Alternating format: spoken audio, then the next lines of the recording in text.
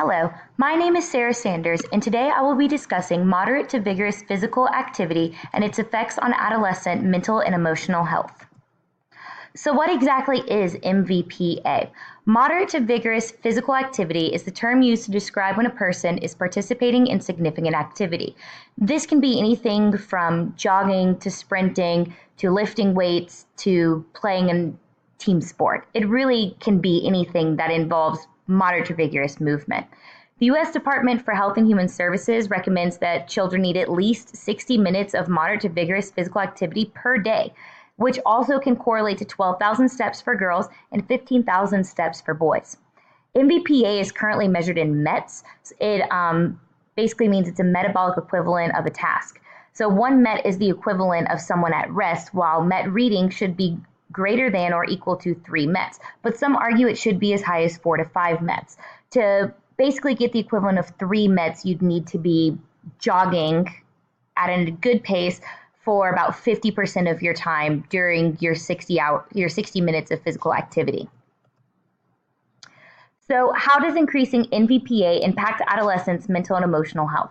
The big thing with increasing your physical activity is it's a great stress reliever. We really know that physical activity has a lot of physical benefits, but sometimes we don't really talk about the mental and emotional benefits as well. And stress tends to be a really big one, especially for adolescents. They're going through so many different changes and so many different things are going on in their life that we tend to forget that MVPE does help with their mental and emotional health, which is just important as their physical health. It increases their positive social behaviors.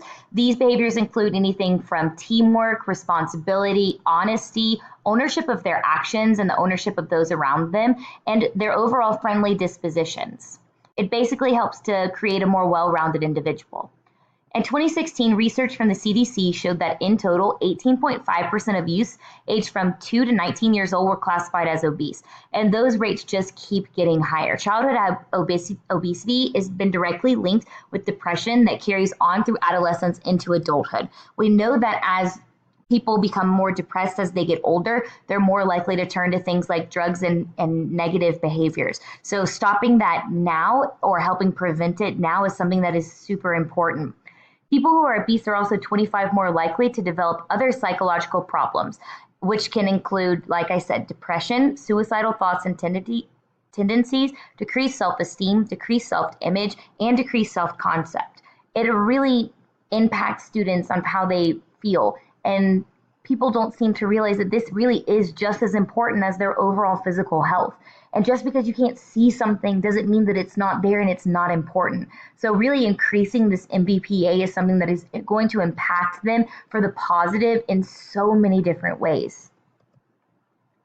There's a lot of different strategies for increasing your MVPA in your physical activity classes. The easiest one is to do instant activities, which basically means as students are coming in, you automatically have them moving. So say that they have to gallop to the locker room or they need to walk quickly to the locker room to change out. Being a middle school teacher, we do have to dress out. Active roll call, we just started implementing this. This is going to be something like doing warm-ups while you're taking roll or doing attendance. Small-sided games is also going to help with more movement. Putting 10 on 10 for any game, if you're doing soccer indoors, isn't going to be very beneficial. Not everyone is going to touch the ball. So making the game smaller and decreasing the time will have more touches on the ball or the implement that you're using, whether it's a ball or a disc. Circuit activities when they're out, so if their team has been out, they're waiting to get back into the game, filling those with active things such as circuits or jumping jacks is going to also help increase their MVPA. The purpose of this research is to gradually increase the MVPA in students' physical education classes, engage their mental and emotional health after each increase, and throughout the research to see if there is a positive correlation in increased MVPA and improved mental and emotional health in adolescents. Essentially, we'll be increasing the MVPA throughout their classes at a gradual pace, probably about every other 2 days. So what will happen is as we're increasing the MVPA, we will be recording their dispositions throughout class, as well as surveying their mental and emotional health before and after each lesson to see if it's had any improvements. The hypothesis is that increased MVPA, like I said, will have a positive effect on the student's mental and emotional health. The participants will be 100 sixth graders. 50 of them will be a control group, and the other 50 will be an experimental. Students come from a wide variety of backgrounds, which is going to include race, socioeconomic status, academic achievement, and family life.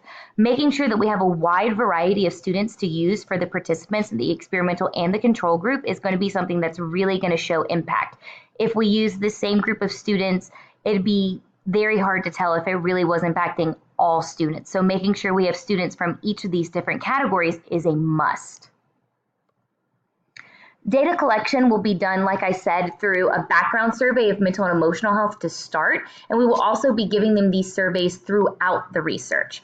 I'll be doing recorded interviews of the students as well, where I ask them questions like, I know that you had a test coming up and you seemed worried about it when you came into class. How do you feel about your test now? Are you more relaxed?